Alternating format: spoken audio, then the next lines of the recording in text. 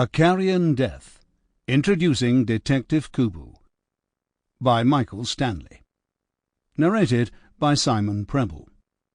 Copyright 2008 by Michael Sears and Stanley Rains Trollope. This unabridged audiobook is published by arrangement with HarperCollins and was produced in the year 2008 by Tantor Media Incorporated, which holds the copyright thereto.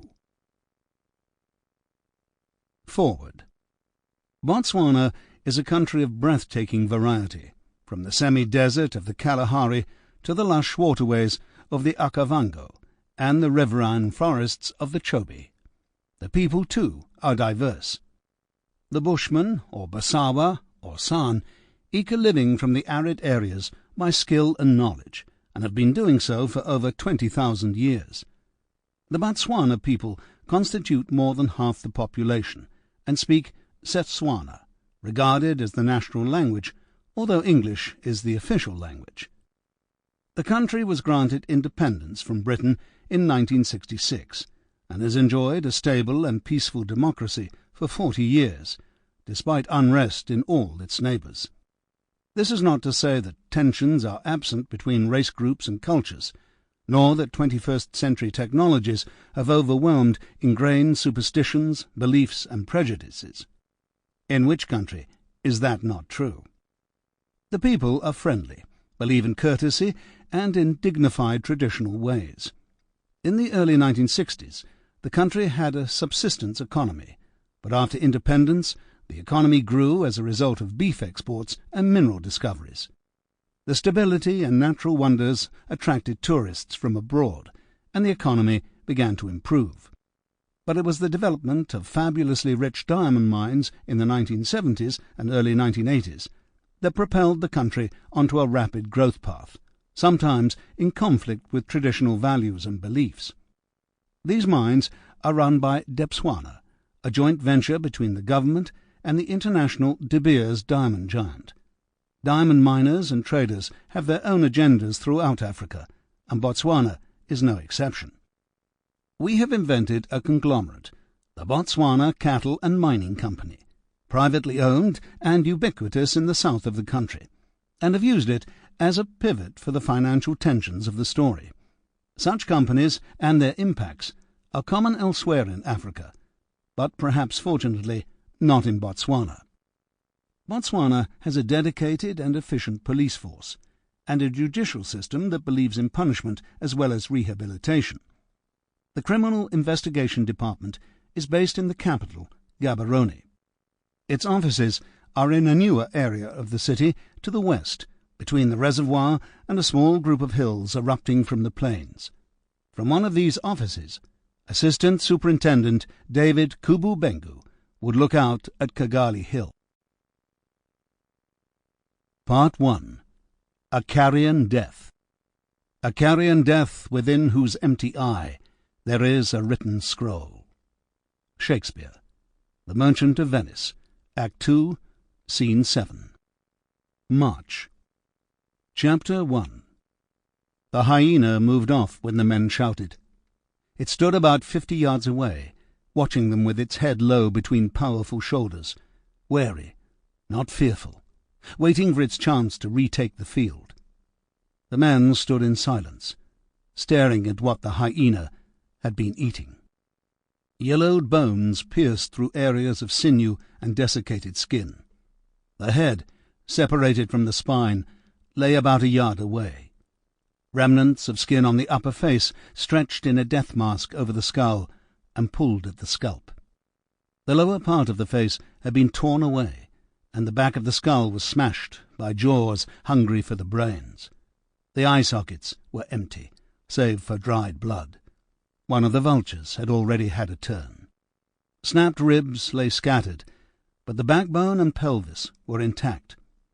One leg remained attached. The other was gone.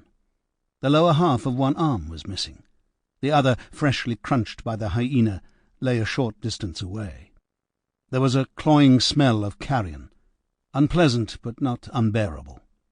The scavengers had removed most of the flesh, and the desert sun had desiccated the rest. The flies, less cautious than the hyena, had startled to a buzzing swarm, but now resettled, fat green jewels on the dirty bones. "It's definitely a man," said Andries, unnecessarily. Bongani was staring at the bodiless head. "It's not one of our people," Andries continued. "Would have heard that somebody was missing. It'll be one of those bloody poachers that have been causing trouble up north. Damn cheek, coming this close to the camp." Andries gave the impression that the man had got his just deserts, given this lack of proper respect for the authorities. Bongani looked at the area around the corpse. Thorn acacias, trees typical of Kalahari stream verges, were scattered along the edges of the dry river. Vultures brooded in the branches, waiting for another chance at the remaining scraps, should the men and the hyena withdraw. The riverbanks consisted of mud baked to hardness by the sun. From there, scattered tufts of grass spread away from the bank, becoming less frequent as they battled the encroaching sand. Beyond that, the desert had won, and the first slope of loose sand ran up to the Kalahari dunes, which stretched endlessly into the haze.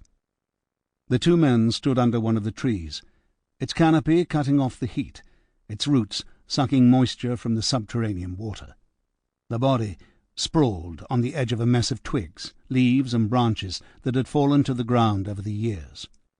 Behind it lay the sandbed of the long-vanished river, patterned with tracks of animals, some old with the edges of the imprints crumbling, and some as recent as those of the disturbed hyena.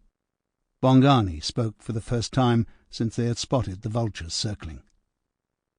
"Do you have problems with white poachers here?" Andries just looked at him. "Well, look at their head. There's still some hair left on the scalp." Andries knelt next to the skull and examined it more closely. Although the hair was fouled with blood, one could tell it was straight and perhaps 2 inches long. This was a disturbing development. These days, game reserves survived on tourists rather than conservation imperatives, and bad publicity would be unwelcome. "You wouldn't expect to find a poacher down here anyway. You just said so," Bongani pointed out. "And why on his own in a dangerous area? They don't operate like that." Andries was reluctant to give up his simple diagnosis. "Some of them aren't in gangs, you know, just hungry people trying to get some food." But he knew it would never wash with that straight hair. "But not the white ones," he admitted. "It'll be some damn fool tourist, has a few too many beers in the heat, and decides to take off into the dunes to show how macho he is in his 4x4 that he's never had off the road before. Then he gets stuck." The retributive justice of this new idea made him feel a little better. Bongani focused farther up and down the river. The wind, animals, and the hard stream verge could explain the lack of footprints, but a vehicle track would last for years in these conditions. It was one of the many reasons why visitors had to stay on the roads. "Where's the vehicle?" he asked. "He'll have got it stuck in the dunes and tried to walk out," Andries replied. Bongani turned back to the body. The lengthening afternoon sun highlighted the dunes and concentrated his attention. "Wouldn't he follow his vehicle tracks back to the road?" he asked. "No, man. He'd realise that this stream would join the Naledi farther down, nearer the camp, and take the shortcut.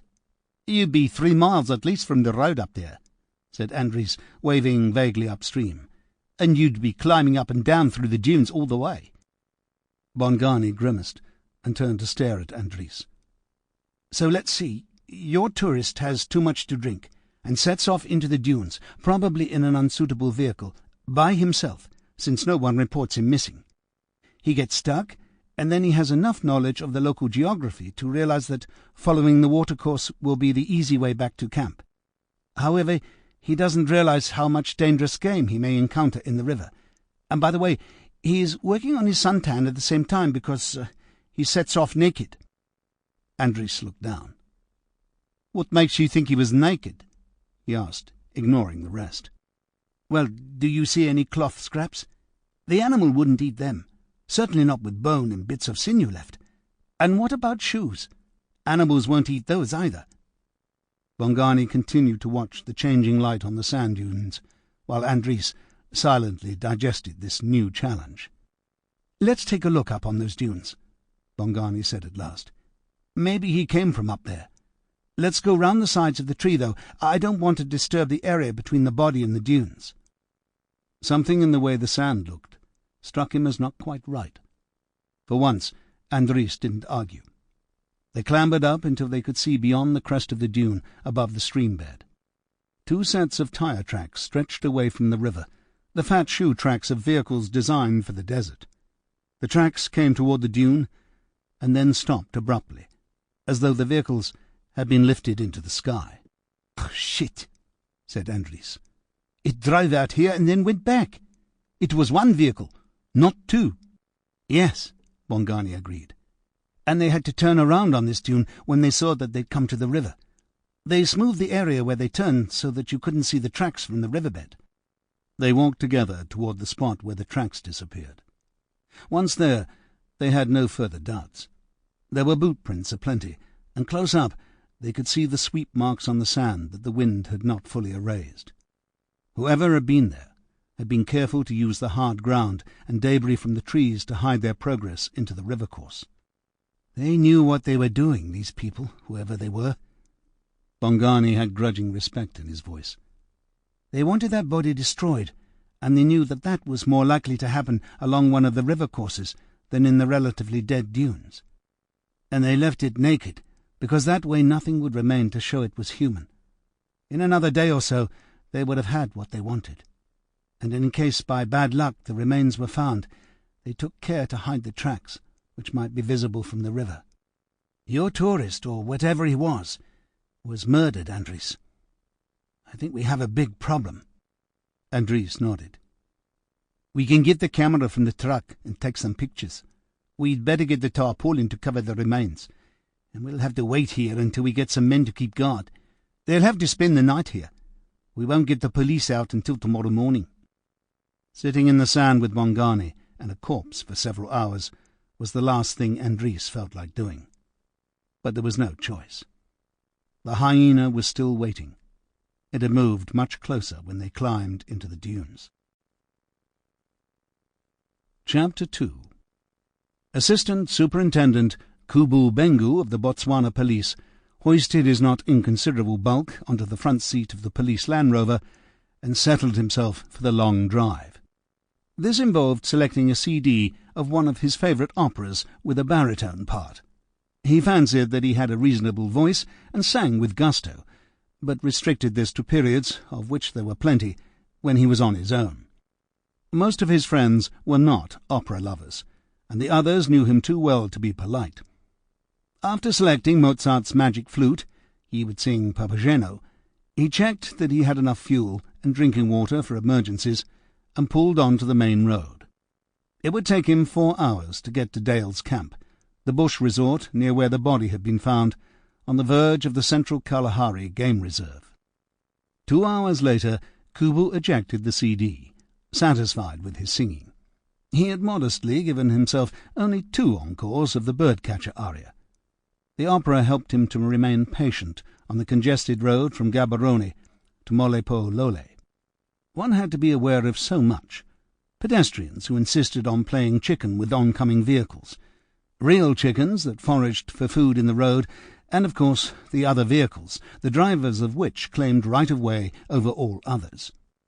Especially terrifying were the minivan taxis, which stopped whenever and wherever they chose, passed on either side of other vehicles, and were not above using the sidewalk as a highway. At Molepo-Lole, Kubu turned north, and the traffic dropped off. Now there were no fences, and one had to watch out for livestock. The slightly raised road meant that what little rain the area received was channeled to the verges, where the dry grass was tinged with green, attracting the animals. Kubu wasn't concerned about the goats. They were smart and got out of the way. However, sheep, if scared by a vehicle, were likely as to run into the road as away from it. Since his Sunday school days, Kubu had thought that goats had been unfairly judged. Sheep were as likely to be led into temptation as redemption, and would be too stupid to tell the difference. He would rather be a goat himself. As for the cows, They preferred to examine the danger of an oncoming car at their leisure from the middle of the road. No amount of hooting or shouting would shift them. The cows were the worst. After 25 miles, the road narrowed, so that there was just enough room for 2 cars to pass in opposite directions, but not enough if one was a heavy vehicle. Kubu had to pull onto the dirt shoulder twice when trucks approached. He concentrated on the driving and set aside his musings, as well as his music. As he approached the town of Letlarking, Kubu relaxed and slowed. A new roadside poster focusing on HIV safety momentarily caught his attention. When he looked back at the road, he was horrified to find an enormous pig crossing just ahead of him, moving towards his side of the road. She was dark and almost invisible against the tarmac, and she completely ignored him as she made her way purposefully to the far side. Kubu swung the Land Rover onto the dirt verge, controlled the threatened skid, and stopped the vehicle in a spray of sand. As he cursed and mopped his forehead with his handkerchief, he watched the sow's progress in his rear-view mirror. Although he must have missed her by only a whisker, she had not even glanced in his direction, nor had she broken her stride. And now she was joined by the excited piglets that had motivated her near-death experience. Kubu had not seen them in the shock of the close encounter with their mother. He started to see the funny side, and his mouth twitched into a doubtful smile. What an obituary it would make! The overweight detective and the monster pig.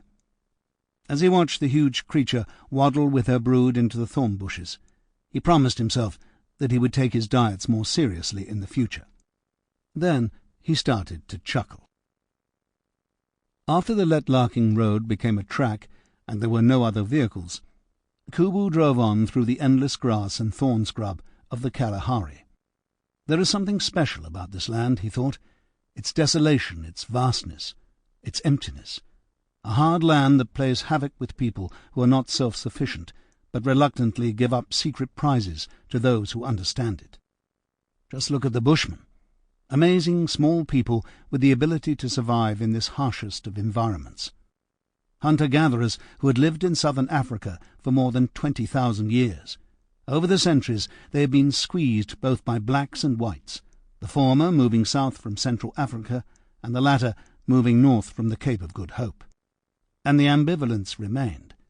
Currently there was tension between the Kalahari Bushmen and the Botswana government. The government had removed the Bushmen from the Central Kalahari Game Reserve into settlements to the south, asserting that this would help them to survive and adapt to modern society. Opponents argued that the true reason was to allow diamond interests to prospect on traditional Bushman lands. Kubu owed the Bushmen a debt of gratitude. His childhood Bushman friend, Kumenego, had shown him how the desert was alive, not dead as he had thought. He remembered vividly how in one school holiday Kumenego had taken him swelteringly miles into the arid landscape and drawn a circle in the sand a few yards in diameter. "What do you see?" Kumenego had asked him. "Sand, stones, and some dry grass, that's all," he had replied. Kumenego shook his head gently. "Black men," he chided. "Look again.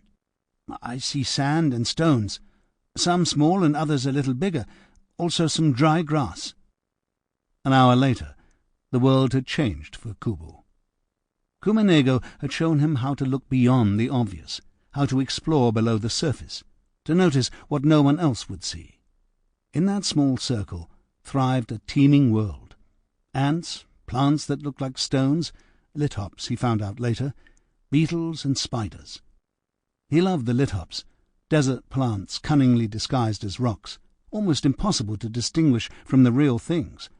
They blended into their surroundings, pretending to be what they were not. The trapdoor spider also impressed him. When one looked carefully at the sand, almost imperceptible traces of activity clustered around one area. On his knees, Kumenego pointed to the barely visible crescent in the sand. He gestured to Kubu to pick up a twig and pry the trapdoor open. Kubu complied, nervous of what he would find.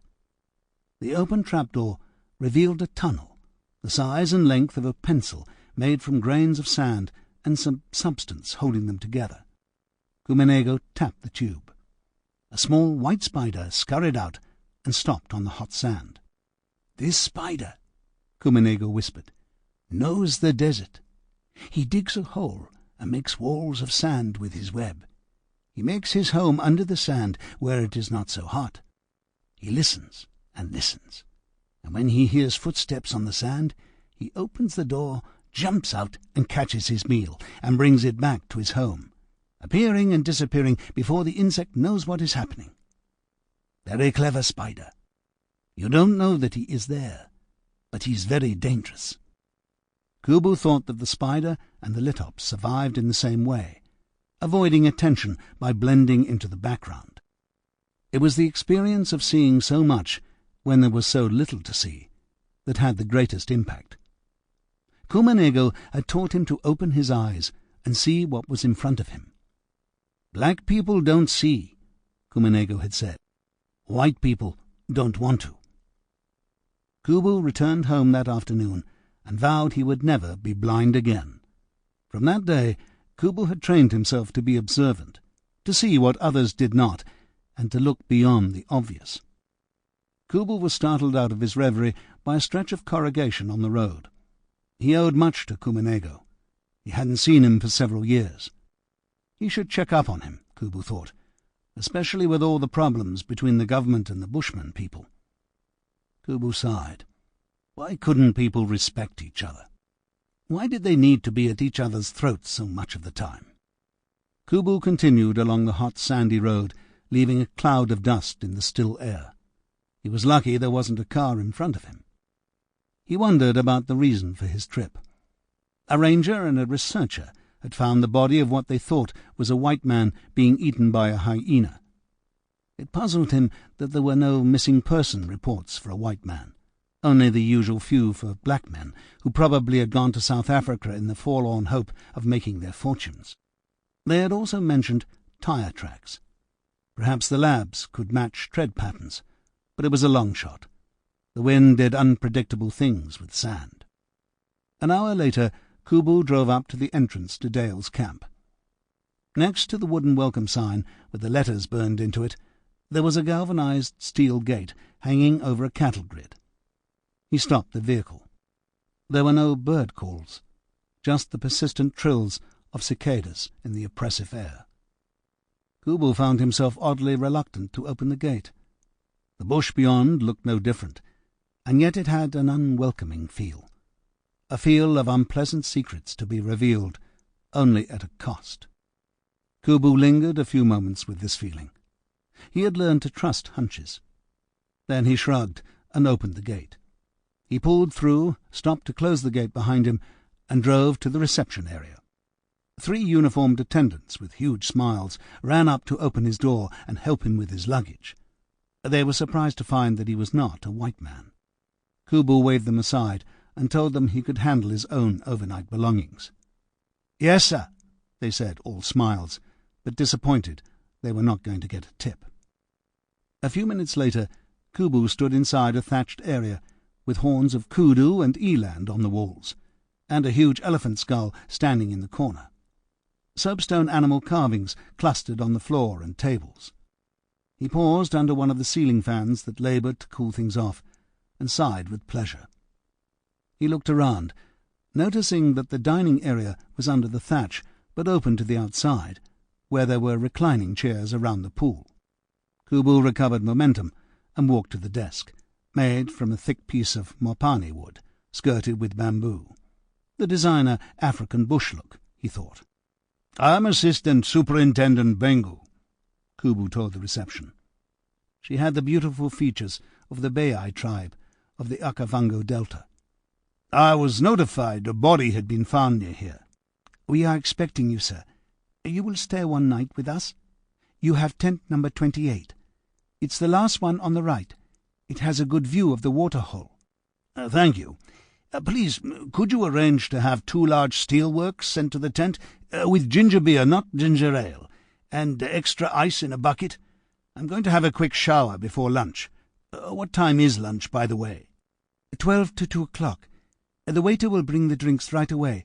I will also tell Mr. Botha that you are here. He's the one who found the body." Thank you. There should be a police Land Rover on its way to fetch the body. Please let me know when it arrives." Kubu picked up his bags and walked to his tent, waving away yet more porters. He was sure he had been given the end tent, not because of the view, but because the resort would want to keep a potential murder as low-key as possible. It was a typical permanent bush tent, about 12 by 16 feet, with a large bed covered with a locally woven bedspread in rust colours. There were 2 riempe chairs, their bases interwoven with strips of animal hide, with side tables, a chest of drawers with a mirror, a place to hang dresses and jackets, mosquito netting knotted above the bed ready for use, a can of mosquito repellent, a large thermos of cold water, 2 drinking glasses, candles and candle holders, 2 boxes of lion matches. No one wanted the noise of a generator spoiling their bush experience. Next to the outdoor toilet, a shower with tall reeds on 3 sides faced the waterhole. "The animals can watch me shower," Kubu thought.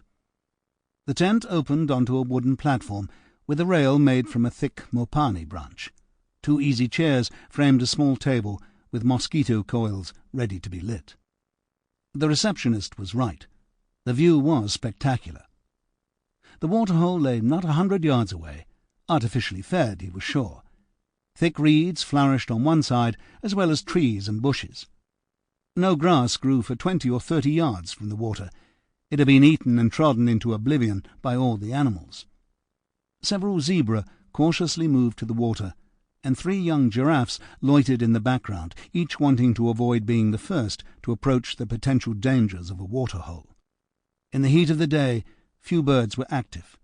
Only a small flock of guinea fowl clattered about, too stupid to realize that shade is cooler. The waiter arrived with the 2 large tankards. Kubu loved steelworks, and wondered why it was not more popular. A tot of cola tonic, a dash of bitters, filled to the top with ginger beer, preferably bottled. He hoped the barman had added the ice at the end, so all the liquids had blended together. He disapproved of putting the ice into the glass before the liquids. Kubu poured the first steelworks down his throat, washing away 4 hours' dust and dryness. He smiled and went off to the shower. An hour later, Kubu was sitting next to the pool under an acacia tree, watching a couple of young boys churning the water. He had just finished a delicious lunch. Cold meats and pickled fish, tasty salads, fruit salad and ice cream for dessert, followed by a cheese platter. He regretted not indulging in wine, but, after all, he was on duty. At that moment, a white man approached. Big and strong, he had a belly that was beginning to show the effects of beer. He wore the clothes of a game ranger, short-sleeved khaki shirt with green epaulets, khaki shorts with an old leather belt holding a knife pouch, knee-length khaki socks, and a pair of worn boots. Skin, tan deep brown, indicated a man who had spent his life in the sun. The tan highlighted the light blue eyes and the short blonde hair, as well as a long scar down the right side of his face. Kubu wondered what had caused it. A childhood fall, a bar fight, a sports injury. "Inspector Bengu?" The man had the guttural accent of an Afrikaner from South Africa. "Yes, I'm David Bengu. My official rank is Assistant Superintendent," Kubu said, rising. "You must be Andries Botha." "Yeah, that's me. It was me what radioed you about the body. Please, sit down. Something to drink? A fruit juice or a beer, perhaps?" "No, thank you. We noticed a lot of vultures circling and went to see what the lions had got the night before." Slowly, Mr. Botha. Before we get to the body, please tell me a little about yourself. What do you do? Do you work here at the Game Reserve?